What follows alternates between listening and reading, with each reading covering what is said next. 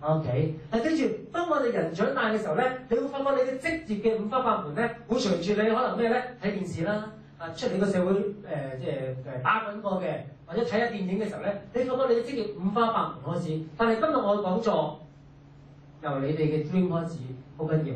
無論任何時候同你哋講，或者第時你聽完呢個講座之後，翻去同你啲細路妹講都係，任何情況之下，年青人一定要由個 dream 開始。點解咧？一直講落去，你會發覺，如果你冇 dream 嘅話，根本你唔知道你讀書嘅方向喺邊度。好快脆，我哋睇落去㗎啦。好，我望先。今日呢個係啦。今日我嘅第一 part 就同大家講講生涯規劃嘅理念嘅時候咧，最主要係關乎呢4個英文字母，好緊要 belief、value、perspective 同埋 methodology。點解咧 ？belief 嘅意思就話你信唔信自己有得揀啊？你抱住個乜嘢信念？點解我成日強調同學仔你畢業唔一定要俾自己讀嗰科書框死咗你咧？點解我咁講咧？因為一陣間我用一個實例話俾大家聽。你以為自己啱做呢份工，但係你以為自己啱嘅原因，好多時因為你未正正式式地去體驗過嗰份工。係真真正正體驗到嗰份工嘅時候，你發覺可能自己會唔啱。點解會唔啱？有邊呢個方面唔啱咧？我都會啱講埋嘅。不過最緊要你有個信念就係，你係咪要幫自己去揀？同埋信唔信有得揀先好緊要。第二個 value 嘅問題，點解你要揀？喂，阿信好簡單啫。我讀完呢個大學畢業有個學位嘅時候，我打份報紙實請到㗎啦。我使乜諗咁多嘢啫？但唔係喎，我要同大家講點解你要幫自己去揀。OK， 第三個有啲乜嘢可以揀？呢度嚟講咧，抱歉，因為我驚我嗰啲嘅資料咧同澳門嘅資料咧未必相隔。因為喺呢個 part 裏邊嚟講，如果我喺香港做嘅時候咧，我就話唔緊香港行業嘅走勢。不過喺呢度我都會照講，因為唔係全大家可以過香港做嘢㗎嘛，係咪先？唔一定要留喺澳門㗎嘛。香港人都過澳門，我朋友做威尼斯人過到嚟呢邊，即係喺佢過到嚟呢邊喺威尼斯人嗰個 project 裏邊咧做mechanical engineer 嘅。OK， 咁我都可以由香港走過嚟澳門，你哋都可以過香港做㗎嘛。OK， 好，同埋第四個最緊要就 methodology， 就係你究竟點樣用啲乜嘢方法去揀 ？OK， 所以呢4個嘅英文字咧就要同大家去講解下。好，第一個，通常我同咁多年青人由中學到大學嘅年青人接觸嘅時候咧，年青人抱住好多唔同嘅信念。不過如果我將佢歸納嘅話咧，通常信念有3個嘅。第一個咧，直到今日唔知聽日事；第二個咧，我俾個名佢係船到橋頭自然直。OK， 第三個咧，路係人行出嚟嘅。在座當中，我面前嘅年輕朋友，邊一個係你生活嘅座右銘 ？OK， 喂，呢句如果你成日同呢句段子講嘅，唔該舉手。邊個成日抱住係今日唔知聽日事㗎？有冇同學仔？呢個係你嘅座右銘啊！唔介意，舉舉手啦，緊要嘅。咁好笑，唔係你，真係唔係你。OK， 好，有冇同學仔？你覺得船到橋頭自然直㗎？通常你生活裏邊，OK， 都常見最多嘅。路係人行出嚟嘅咧。OK， 有一紮嘅。好，嚟開始一路講座，我哋一路聽故仔，去話俾大家聽，究竟呢啲嘅信念其實係啲咩嚟？嗱咁咧阿信係讀社工嘅，我讀社工讀3年嘅。OK， 通常我哋成日都話社工咧係一個俾人哋就助嘅一個學科嚟。點解俾人就助咧？有冇同學仔要去街市買餸啊？幫屋企買餸，街市買餸啲人鬧㗎，你點鬧㗎？想講粗口先嘛？好大聲啊！通常有一句説話就聽到嘅，睇住你收尾嗰2年啊，死佬係咪啊？冇聽過咩？我成日聽，睇住你身邊嗰2年啊，死佬！喺街市裏成日都咁鬧。咁我讀社工咧，身邊嗰2年係最慘嘅。點解咧？因為我哋要實習。OK， 你實習未啊？做實習啊嘛？見習過。OK， 除咗醫生之外咧，其他分都係唔使要實習嘅，係嘛？Pharmacist 都要嘅。你先緊要啦。會計咧都要5都好啲。嗱，即係一個即係短期嗰啲。短期嘅。唔係醫生係慘啲，即係成年。係啦，嗱，我哋實習咧就實習大半年，我哋係實習400個鐘嘅，好長嘅。通常呢個實習期間咧，我哋一個禮拜裏邊咧，大概翻3日工，跟住有2日咧就翻去院校咧繼續讀書，係年中無休嘅。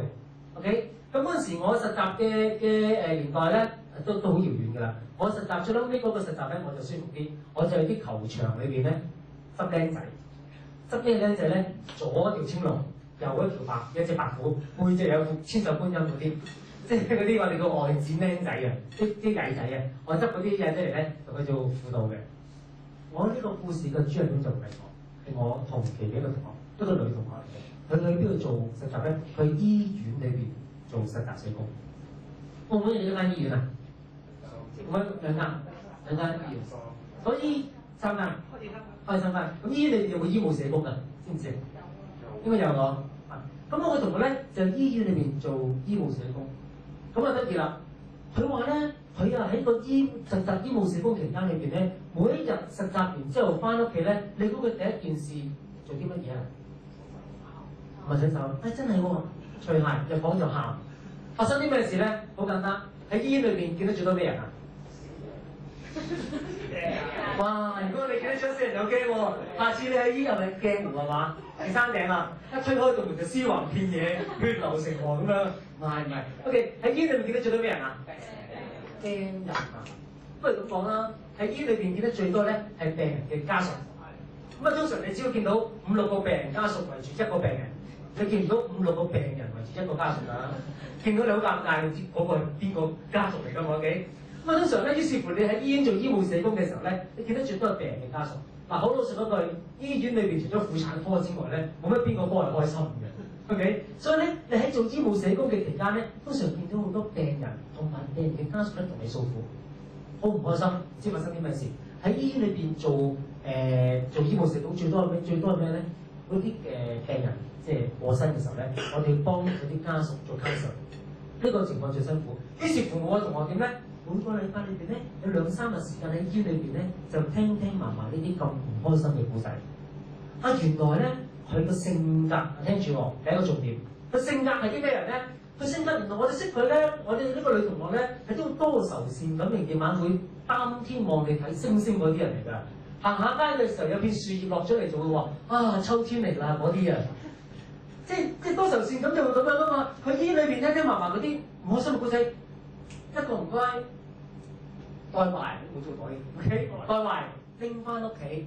翻到屋企嘅時候咧，諗翻嗰啲情況嘅時候咧，佢就唔開心，佢喊。一個 message， 今日嘅講座送俾大家。記住，每一個行業對個從業員係有要求嘅。要求係啲乜嘢咧？通常3樣嘢，聽住。第一個 personality， 每一個行業對個從業員嘅性格係有要求嘅。第二個對你嘅 skill， 你嘅技能係有要求。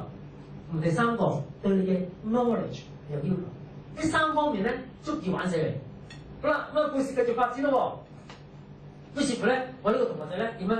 每個禮拜喊3日坐底，跟住喊咗大半年400個鐘，總之做400個鐘，喊咗400個鐘啦。OK， 唔知有冇喊 double 我唔知啦。咁啊結果當佢畢業嘅時候，佢真係啊！當時佢問自己第一次。喂 ，OK， 我有冇得揀咧？我係咪真係啱做社工咧？我可唔可以讀完之後都唔做社工咧？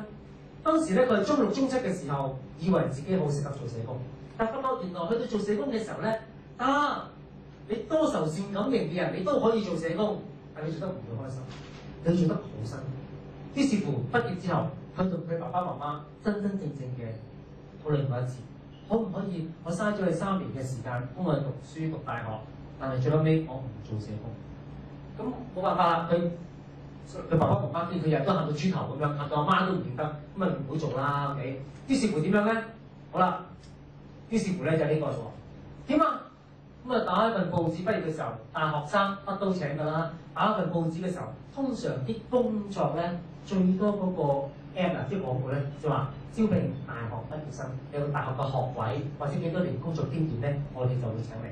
除非一個好 professional 嘅職業，如果唔係就唔會特別 indicate 埋，即係唔會特別列羅列埋你讀邊一科嘅，譬如會計啊、pharmacy 嗰啲，梗係會專業少少啦。如果唔係咧，即係財務分析啊、投資啊嗰啲好 general 嘅啫嘛。好啦，於是乎點咧？去打一份報紙喺香港裏邊咧揾咗一份英文嘅報紙，請乜嘢咧？請助理編輯喺副刊裏邊，即係都唔係個記者啊，副刊裏邊寫下嘢嘅啫。於是乎咧，聽下咯，副刊裏邊寫下嘢。咁於是乎咧，佢中咗個頭埋係，好啦，我試下做呢份工啦。出現咗個問題啦，